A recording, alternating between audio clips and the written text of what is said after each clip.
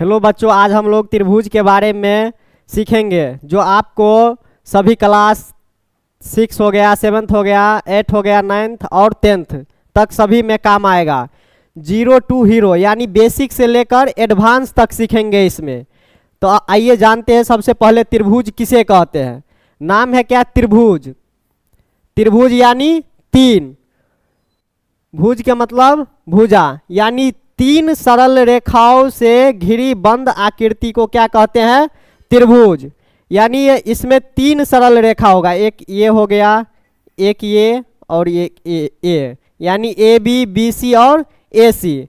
इसमें क्या होता है, कोण ए के सामने वाली भुजा को स्मॉल ए से सूचित करते हैं, कोण बी के सामने वाली भुजा को स्मॉल बी से, कोण सी के सामने वाली भुजा को स्मॉल सी से सूचित करते हैं। त्रिभुज में तीन शीर्ष होते हैं। अब आइए जानते हैं कौन कौन सा शीर्ष। एक ए हो गया, एक बी और एक सी। उसके बाद त्रिभुज में तीन कोण होते हैं, कोण ए, कोण बी, कोण सी। कोण को जैसे कोण ए लिखना होगा ऐसे लिख सकते हैं, कोण ए, उसके बाद कोण बी, उसके बाद कोण सी। अब है त्रिभुज में तीन भुजा भी होता है। भुजा हो गया, एक हो गया ए बी, एक बी सी और एक ए सी। उसके बाद है शीर्षलंब। त्रिभुज में तीन शीर्षलंब होता है, जैसे देखिए यहाँ पर त्रिभुज में तीन शीर्षलंब होता है। थोड़ा कलर चेंज कर लेते हैं, रुकिए। यहाँ से कोण ए के सामने वाली भुजा पर अगर 90 डिग्री हो तो एक ए हो गया, उसके बाद कोण बी, उसके बाद कोण सी वाली भुजा पर होगा शीर्षलंब। शीर्षलंब और माध्यिका दोनों बराबर होता है, बस फर्क इसमें इतना होता है, जब तक यहाँ पर 90 डिग्री नहीं दिया रहेगा तब तक इसको शीर्षलंब नहीं मानेंगे। अगर डायरेक्ट रहेगा, जैसे ऐसे रहेगा, उसको डायरेक्ट माध्यिका मानेंगे। अगर 90 डिग्री दिया हो तो उसे शीर्षलंब, अगर 90 डिग्री नहीं दिया हो तो माध्यिका। इससे यह पता चल गया कि शीर्षलंब भी तीन होता है और माध्यिका भी तीन होता है। बस त्रिभुज में एक केंद्रक होता है, जो तीनों शीर्षलंब या तीनों माध्यिका जिस बिंदु पर आकर मिलती है उसे त्रिभुज का केंद्रक कहते हैं। ये भी नोट कर लीजिए कॉपी में। त्रिभुज के तीनों माध्यिका या शीर्षलंब जिस बिंदु पर आकर समद्विभाजित या मिलती है उसे त्रिभुज का केंद्रक कहते हैं। अब आगे चलिए, इससे आगे जानते हैं। यदि त्रिभुज दिया हो तब त्रिभुज का क्षेत्रफल। अगर त्रिभुज में आधार और ऊंचाई दिया हो तो त्रिभुज का क्षेत्रफल 1/2 गुने आधार गुने ऊंचाई होता है। 1/2 गुने आधार गुने ऊंचाई। आधार को बेस यानी बी से डिनोट करते हैं, ऊंचाई को एच से।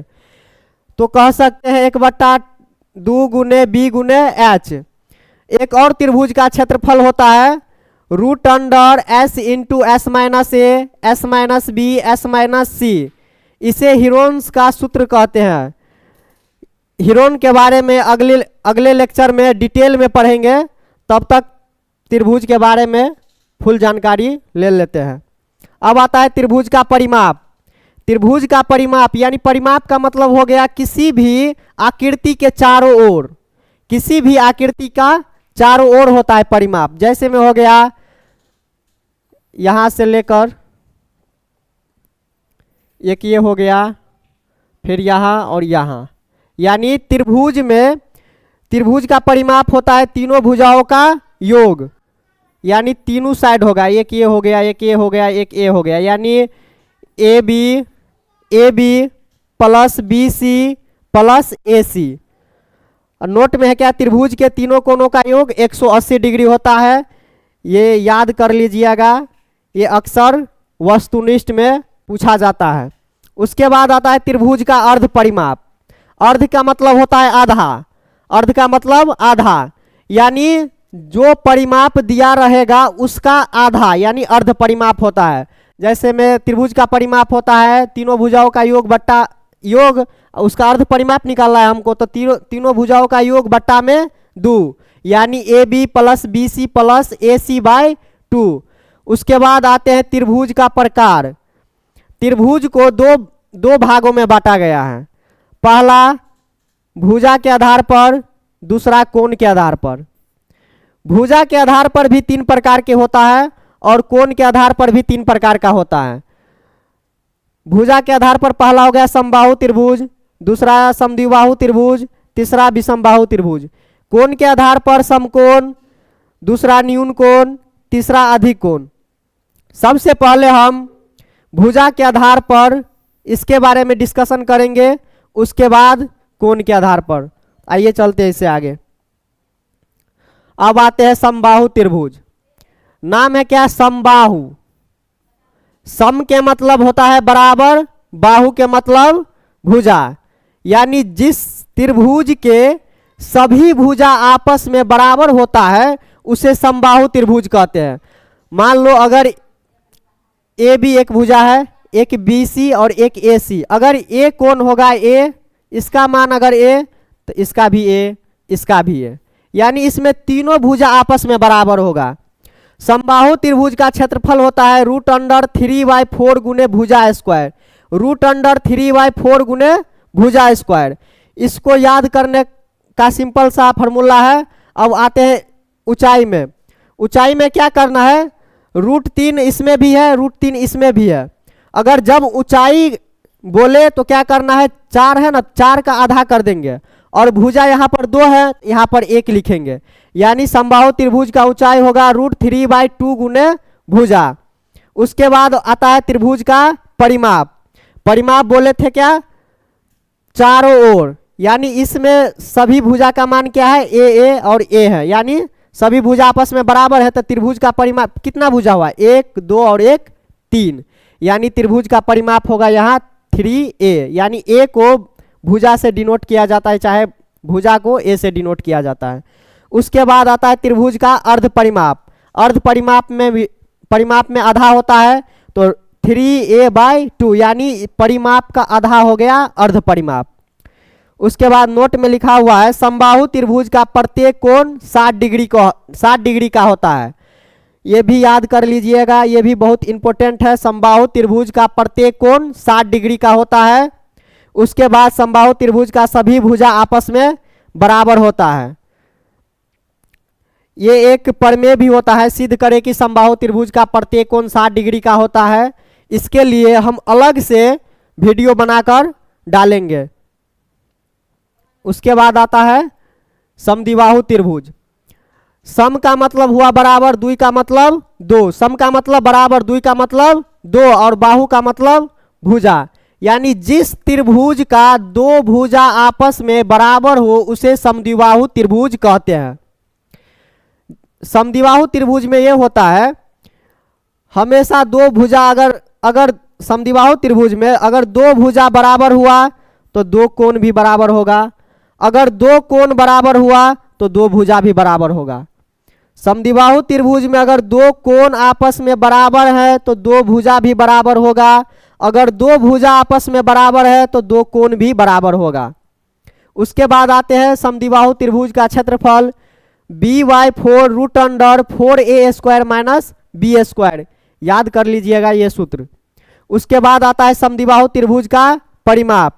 परिमाप यानी पेरीमीटर होता है, यानी 2a + b, जहां पर 2 समान लंबाई वाली भुजा को a मानेंगे और आधार को b मानेंगे। यहाँ पर 2 समान लंबाई वाली भुजा को a और आधार को b मानेंगे। जैसे में मान लो ये त्रिभुज है, इसमें एक भुजा मान लो a है, यानी समद्विबाहु त्रिभुज फिक्स है, अगर a होगा तो दूसरा भी a होगा। a हो गया, नीचे में हो गया बेस यानी आधार, यानी इस दोनों का गुना प्लस में b होता है। अब इससे आगे चलते हैं। अब आता है विषमबाहु त्रिभुज। विषमबाहु का मतलब हुआ एक भी भुजा इसमें बराबर नहीं होगा। जिस त्रिभुज का एक भी भुजा आपस में बराबर नहीं होता है उसे विषमबाहु त्रिभुज कहते हैं। इसमें एक भी भुजा आपस में बराबर नहीं होगा। ए बी, बी सी और ए सी, ये कभी भी आपस में बराबर नहीं होगा। इस त्रिभुज का क्षेत्रफल हिरोन सूत्र के क्षेत्रफल के बराबर होता है। मान लो यही होता है उसका क्षेत्रफल, यानी जो हिरोन का सूत्र का क्षेत्रफल है वही विषमबाहु त्रिभुज का क्षेत्रफल है।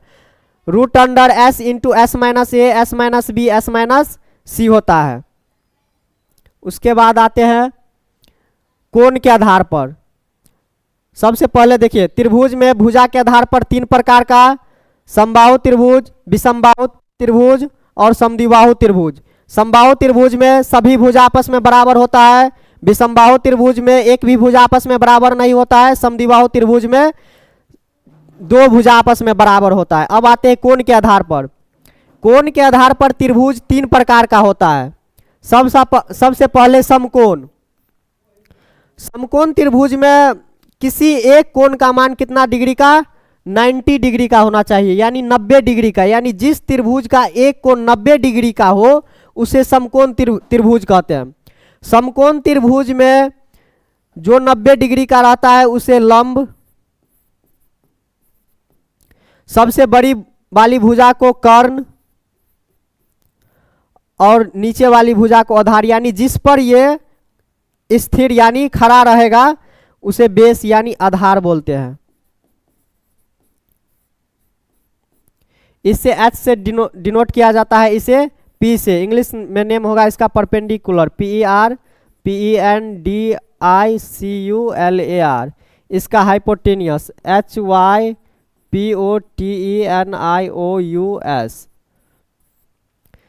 समबाहु त्रिभुज में समकोण त्रिभुज में कर्ण का स्क्वायर यानी सबसे बड़ी वाली भुजा के स्क्वायर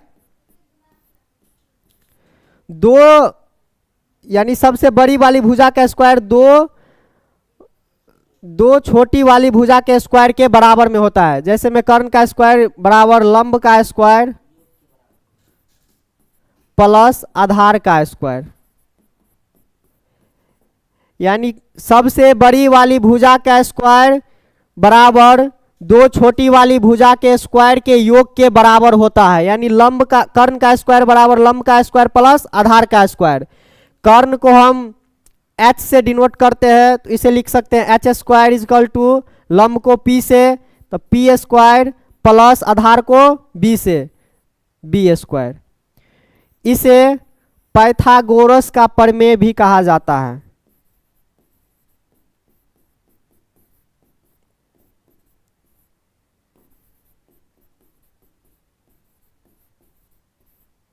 इसे पाइथागोरस का प्रमेय भी कहा जाता है। अब मान लो कर्ण नहीं लिखेंगे यहां पर, रुको थोड़ा,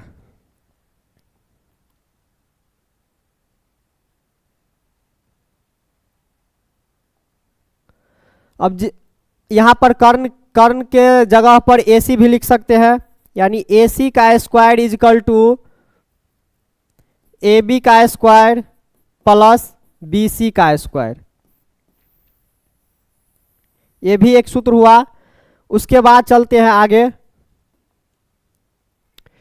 देखिए इसमें पढ़े थे h square is equal to p square plus b square, यानी कर्ण का स्क्वायर बराबर लंब का स्क्वायर प्लस आधार का स्क्वायर। मान लो यहां पर अगर लंब पूछ दे तो कुछ नहीं करना है, h स्क्वायर इस साइड आधार किस में है, प्लस में, बराबर के इस साइड आएगा तो माइनस में, इस साइड हो जाएगा b square is equal to p square. और जिस पर से स्क्वायर हटता है या बराबर के उस साइड जाएगा तो उस साइड रूट हो जाएगा, यानी root under h square minus b square is equal to p। ये भी एक सूत्र हुआ। इसके बाद आते हैं, अगर यहां से कर्ण का मान निकल गया, लंब का मान निकल गया, और अब आते हैं आधार का मान। h स्क्वायर इजकल टू, रुको, h स्क्वायर इजकल टू हमें आधार का मान निकालना है, तो लंब क्या किस में है, प्लस में, बराबर के इस साइड जाएगा तो माइनस में, h square minus p square is equal to b square.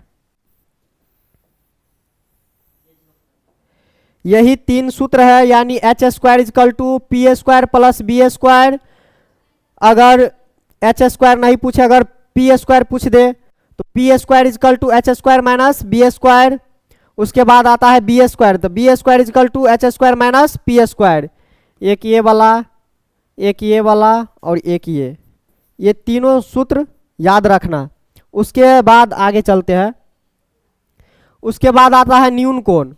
न्यून कोण में क्या होता है, जिस त्रिभुज के कोणों की माप 0 डिग्री से बड़ा होगा, 0 डिग्री से बड़ा, और क्या कहते हैं 90 डिग्री से छोटा।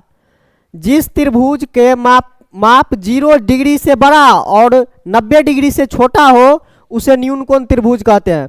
जैसे मैं यहाँ देख लो, एक ABC एक त्रिभुज है, इसमें एक कोण 74 डिग्री का है, एक कोण 56 डिग्री का है, एक कोण 50 डिग्री का है। यानी इसमें एक भी कोण 90 डिग्री से बड़ा नहीं है, लेकिन 0 डिग्री से बड़ा है। 90 डिग्री से बड़ा नहीं होगा, लेकिन 0 डिग्री से बड़ा होगा। उसके बाद आते हैं अधिक कोण त्रिभुज में। जिस त्रिभुज के कोणों की मापों का योग 90 डिग्री से बड़ा और 180 डिग्री से छोटा हो, इसमें 90 डिग्री से बड़ा होगा और 180 डिग्री से छोटा होगा, उसे अधिक कोण त्रिभुज कहते हैं। जैसे देखिए ABC एक त्रिभुज है, इसमें ये वाला जो कोण है वो यानी 90 डिग्री से बड़ा है, यानी 120 डिग्री का कोण है। अगर आप लोगों को वीडियो अच्छी लगी हो या अच्छा लगा हो तो लाइक कीजिए, सब्सक्राइब कीजिए और आगे बढ़िए।